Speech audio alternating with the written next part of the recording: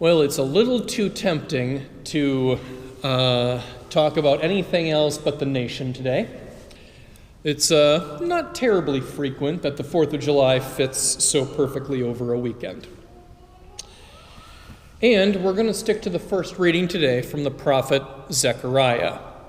He says, "The king shall come in meekness riding on a donkey.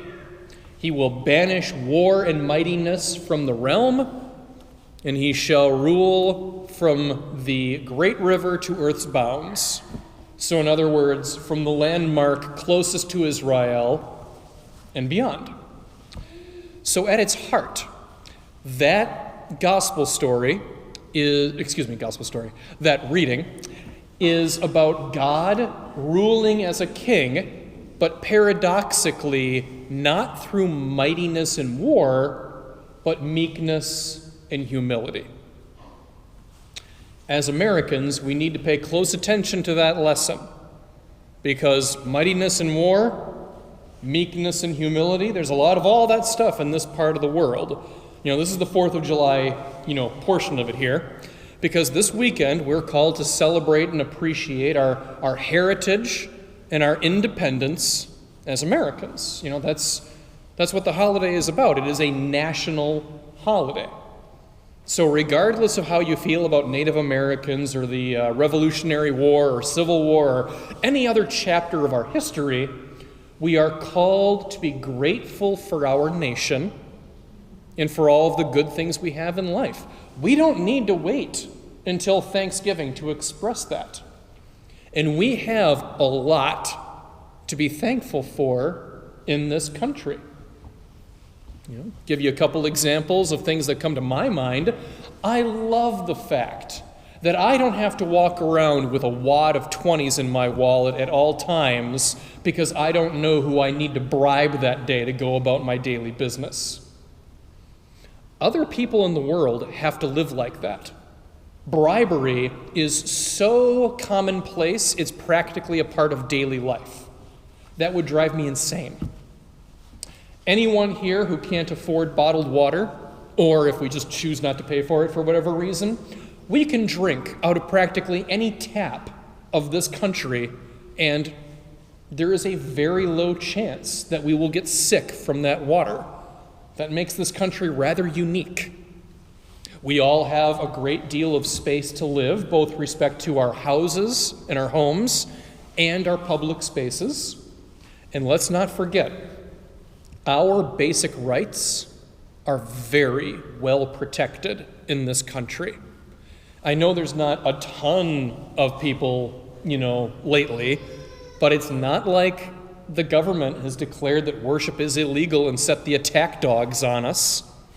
Even though COVID-19 is making things difficult for us, we are enjoying a freedom of religion that other people have died for in the past.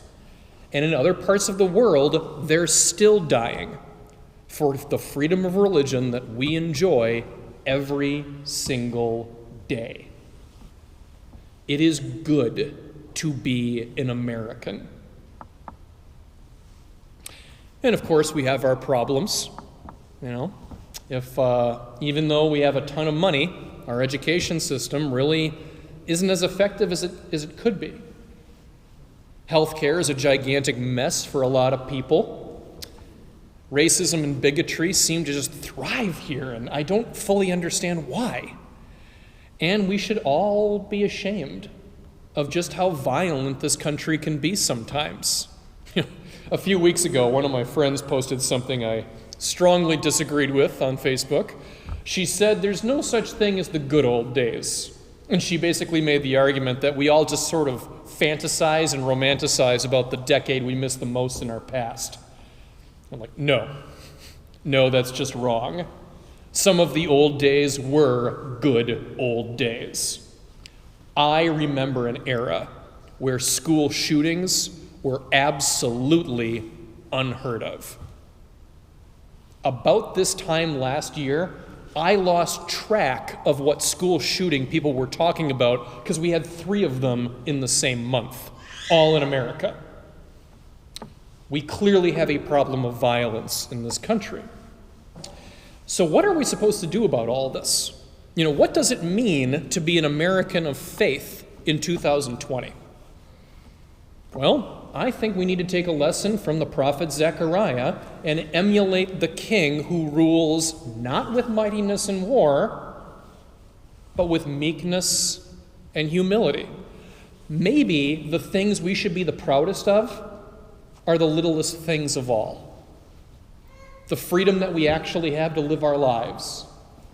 Just the relief of not having to worry about our survival every single day, not knowing where our food or shelter is going to be found. And we should be thankful and proud of the basic decency that exists between people as neighbors and fellow citizens. That is a big deal. That's the bedrock of society and family. I really do believe that in spite of our problems, the vast majority of people in this country have a fighting chance to live a good life. And I say that as someone that has visited 12 other countries. 14 if you count the 2 where I wasn't allowed to leave the airport. The Panama airport was lovely. It's a bit of a stretch to say I've actually seen Panama, though. There are some things in this country that we are doing very well, and it doesn't all boil down to our wealth. And maybe the things that we need to let go of are those things of mightiness and war that we so often associate ourselves with. Maybe we should try a little less hard to rule the world. And I certainly think we should let go of this absurd belief that we're better and more important than other people. It's not the case. And so much conflict today is conflict of control and ideology. And that is mightiness and war by any other name. That is pride. That takes us away from God, each other, and frankly ourselves. We are better off without it. Because make no mistake, even though this is a national holiday, there is still a faith component. To proclaim God's covenant with all people, that is our job in secular society. It is our task to remind everyone else in the nation that there is something in life that we all need beyond debt reduction and policy and the newest and greatest technology. Don't worry about that stuff. Those debates will continue with or without us for quite some time. They're going to be fine. But what we uniquely offer is that truth of faith, that we really do need to be oriented to God. And we'll repeat the message as often as it takes: peace on earth, goodwill towards all. God is a king who rules not in mightiness and war, but in meekness and humility. So, I wish you all a happy 4th of July weekend, of what remains of it anyway. Don't live your lives feeling sorry for yourselves, and don't live your lives in a delusion of superiority. Neither choice is particularly godly or patriotic. But rather, I ask that you spend this weekend with a spirit of gratitude for your nation and for the good things in your life. Because that's meekness and humility, recognizing the good things in your life. And if we can just do that simple thing, if we can do that, then we can say sincerely to one and all, God bless America.